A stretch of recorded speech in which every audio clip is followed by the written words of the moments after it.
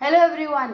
मैं हूं नीलम चौहान और आप जुड़ रहे हैं मेरे साथ सुनने आम लोगों की ज़िंदगियों से कुछ खास कहानियां। आज हम जिस कहानी को सुनने जा रहे हैं उस कहानी का नाम है कलाकार। ये कहानी एक मिस्टर थॉमस और उनकी ऐसी कलाकारी की कहानी है जो आपको हैरान कर देगी। शायद आपने सुना होगा, कहते हैं कि human beings are social animal. हर इंसान अकेला रहना नहीं चाहता। वो हमेशा कभी प्यार, कभी परिवार, तो कभी दोस्तों की तलाश करता है, जिनमें वो कभी अपनी खुशियाँ तो कभी अपने आप को ढूंढता है। पर क्या हर इंसान इतना खुशकिस्मत होता है कि उसे ज़िंदगी में सब रिश्ते मिले? वो लोग जिनके पास ज़िंदगी में कोई रिश्ता नहीं होता, उन्हें समाज किस तरह देखता है? बेचारा, अकेला। क्या वाकई में ये लोग बेचारे और अकेले होते हैं, या फिर ये सिर्फ हमारे ज़िंदगी को देखने का एक नज़रिया है? इस कहानी की शुरुआत उस दिन हुई जब मिसेस लक्ष्मी सुबह के 8 बजे अपनी खिड़की का पर्दा हटाए, हाथ में छोटा सा कॉफ़ी का मग लिए, बाहर होती तेज़ बारिश की बूंदों के बीच बाहर की हरियाली को निहार रही थी। तभी उन्होंने ध्यान दिया कि कुछ 30 से 40 साल की उम्र का कोई आदमी, हाथ आंखों पर चश्मा और हाथों में काला छाता पकड़े, बारिश की तेज बूंदों के बीच भीगता हुआ उनके घर का गेट खोल रहा था। वो आदमी गेट खोलकर सीधे फर्स्ट फ्लोर की सीढ़ियां चढ़ने लगा। शायद ऊपर का लगा ताला देखकर वो आदमी नीचे आया और आते ही उसने मिसेस लक्ष्मी के घर की डोरबेल बजा दी। तेज पड़ती बारिश की बूंदों के शोर के बीच मिसेस लक्ष्मी ने हाथ में कॉफी का कप पकड़े थोड़ा सा दरवाज़ा खोला और पूछा, जी आपको कौन चाहिए? कुछ हिचकिचाते हुए उस आदमी ने कहा, जी मैं मिस्टर थॉमस से मिलने आया हूँ। आज से कई साल पहले वो इस मकान के पहले फ्लोर पर किराए पर रहा करते थे। क्या आप मुझे बता सकती हैं कि वो कहाँ है?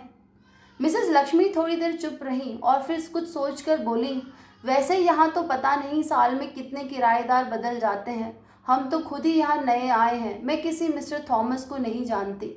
बस इतना कहने के साथ ही मिसेस लक्ष्मी ने दरवाज़ा बंद कर दिया और फिर खिड़की पर बैठकर उस अजनबी इंसान को वापस जाते हुए देखने लगी। मिसेस लक्ष्मी शायद इस इलाके में नई थी, इसीलिए वो मिस्टर थॉमस को नहीं जानती थी। पर जिस इंसान ने इस इलाके में मिस्टर थॉमस के साथ वक्त बिताया होता, वो उन्हें कभी नहीं भूल सकता था। आज से कई साल पहले 50 साल के मिस्टर थॉमस उस मकान के पहले फ्लोर के घर में एक किराए पर रहने आए थे। वो घर जैसे मिस्टर थॉमस के लिए परफेक्ट था। फर्स्ट फ्लोर पर वो छोटा सा कमरा, बाहर खुली छत, छत के मकान के बिल्कुल सामने एक कच्चा पतला रोड और रोड के बिल्कुल अपोजिट एक खुला मैदान, जहां अक्सर जवान लड़के कभी क्रिकेट तो कभी कबड्डी खेला करते थे। हर शाम जब शाम ढल जाती और अंधेरा होने लगता, मिस्टर थॉमस अपने कमरे के बाहर उस खुली छत पर एक कुर्सी, एक शराब की बोतल और अपना गिटार लिए बैठ जाते और घंटों उस शराब और म्यूजिक में ही डूबे रहते। अगर आपकी मुलाकात कभी मिस्टर थॉमस से हुई होती, तो आप कह नहीं सकते थे कि वो इंसान 50 साल का बूढ़ा था।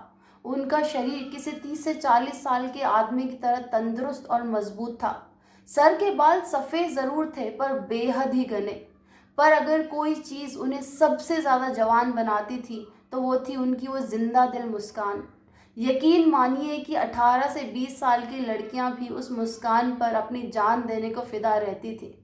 मिस्टर थॉमस के पास एक अलग सा चार्म था, जैसे कि आप उनसे बात करने बैठें तो कब दिन से रात हो जाए आपको एहसास ही ना हो। वो एक ऐसी ऐसी शख्सियत थे जिनसे आप या तो मोहब्बत कर सकते थे या फिर ईर्ष्या। उन दिनों मिस्टर थॉमस पास ही के एक कॉलेज में केमिस्ट्री पढ़ाया करते थे। उनका सब्जेक्ट भले ही बेहद ड्राई था, पर उनका अंदाज बिल्कुल भी नहीं। कॉलेज के यंगस्टर्स कभी भी उनका लेक्चर मिस करना नहीं चाहते थे।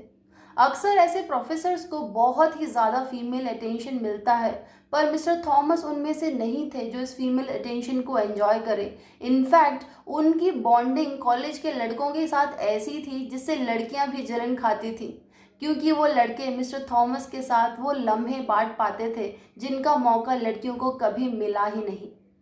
उस कॉलेज में समर्थ नाम के एक स्टूडेंट पढ़ा करते थे और वो इन दिनों मिस्टर थॉमस के पास अपने केमिस्ट्री के ट्यूशन्स के लिए जाया करते थे। शायद समर्थ उन कुछ चंद लड़कों में से थे जिन्होंने मिस्टर थॉमस का वो कमरा देखा था और वो जानते थे कि मिस्टर थॉमस केमिस्ट्री पढ़ाने के अलावा अपना सारा वक्त शराब और म्यूज़िक में ही बिताते हैं। मिस्टर थॉमस का वो ट्यूशन सेंटर लड़कों में काफ़ी पॉपुलर हुआ। वो लड़के वहाँ केमिस्ट्री पढ़ने के बाद उनकी खुली छत पर घंटों कैरम बोर्ड का गेम खेला करते थे और कई बार तो वो ज़बरदस्ती मिस्टर थॉमस को लेकर ग्राउंड में क्रिकेट और कबड्डी खेलने चले जाते। इन जवान लड़कों में यूँ मानिए मिस्टर थॉमस को कभी अपने स्टूडेंट तो कभी दोस्त मिल गए थे और इन लड़कों को 50 साल के उस बूढ़े में एक ऐसा इंसान जो उनकी ज़िंदगी और जवानी दोनों ही समझता था।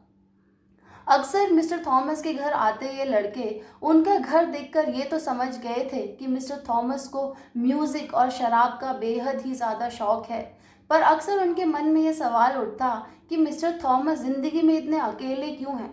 उनका परिवार कहाँ है, उनकी पत्नी, उनके बच्चे, कभी कोई उन्हें फ़ोन क्यों नहीं करता या उनसे मिलने क्यों नहीं आता। मिस्टर थॉमस कभी छुट्टियों में कहीं जाते क्यों नहीं। ऐसे और न जाने कितने सवाल उनके मन में थे, पर फिर भी उन्होंने अपने टीचर की रिस्पेक्ट करते हुए शायद उनकी पर्सनल लाइफ में इंटरफेयर करना ठीक नहीं समझा। क्या कभी ये सवाल मिस्टर थॉमस से किए जाते तो वो उनका जवाब देते या फिर उन चीज़ों को छुपा लेते। क्या वो एक ऐसे इंसान थे जो अपने दिल की ज़िंदगी के पन्ने खुले तौर पर सबको दिखा सकता था। बहुत जल्द इसका पता लगने वाला था। मिस्टर थॉमस उन कॉलेज के बच्चों में ही नहीं, एक्चुअली अपने कॉलेज के स्टाफ और मोहल्ले में भी काफ़ी पॉपुलर हुए। अगर आप उनके कॉलेज के स्टाफ और मोहल्ले के किसी भी इंसान से मिस्टर थॉमस के बारे में पूछते तो हर इंसान उनके अपनेपन के लिए बस तारीफ़ ही करता। उनके पास एक ऐसी कला थी जिससे वो हर इंसान का दिल जीत लेते। शायद उन्हें ज़िंदगी में प्यार मिला या ना मिला ये तो मैं नहीं जानती, पर वो हर इंसान को प्यार देना बखूबी जानते थे और शायद यही कला उन्हें सबसे खास बनाती थी। अगर उनकी इस कला से सबसे ज़्यादा कोई इम्प्रेस था तो वो थे उनके स्टूडेंट समर्थ। समर्थ अपने इस प्रोफेसर से ज़रूरत से ज़्यादा ही इम्प्रेस थे।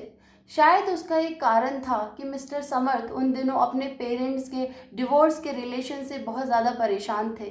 उनका कोई भाई बहन तो था ही नहीं, स्कूल में कभी कोई दोस्त नहीं रहा और कॉलेज में कोई गर्लफ्रेंड नहीं मिली। अपनी ज़िंदगी के अकेलेपन में शायद वो मिस्टर थॉमस के अकेलेपन को एसोसिएट कर सकते थे। उनकी अकेली ज़िंदगी में शायद वो अपनी अकेली ज़िंदगी देखते थे। वैसे कॉलेज में एक लड़की थी मोनिका, जिसे समर्थ बेमन ही मन बहुत चाहते थे, पर कभी उनसे अपने दिल की बात कह नहीं पाए। ये दिसंबर का महीना था और सर्दी अपने चरम पर थी। कुछ ही आने वाले हफ्तों में न्यू ईयर था। ये नया साल मिस्टर समर्थ, मिस्टर थॉमस और मिस मोनिका की ज़िंदगी में एक बहुत बड़ा बदलाव लाने वाला था। क्या था मिस्टर थॉमस की वो अकेली ज़िंदगी का राज। मोनिका ने आखिर ऐसा क्या किया जिससे समर्थ और मिस्टर थॉमस के रिश्ते हमेशा के लिए बदल गए। सुनिए इस कहानी का दूसरा और आखिरी भाग कल मेरे साथ इसी समय मेरे चैनल पर। अगर आपको मेरी कहानियाँ पसंद है तो प्लीज़ वीडियो को लाइक करें, चैनल को सब्सक्राइब करें और कमेंट कर मुझे बताएं मेरी कहानियों की क्या खास बात आपको अच्छी लगती है। वैसे मैं रोज़ कहती हूँ कमेंट करने के लिए और कुछ लोग करते भी हैं, मैं बहुत शुक्रगुजार हूँ इसकी। पर अगर आप मेरी कहानी सुन रहे हैं लगातार और आपको मेरी कहानियाँ पसंद हैं तो प्लीज़ कमेंट करें, मुझे खुशी होगी। आपसे फिर मिलूँगी कल इसी टाइम पर। बाय।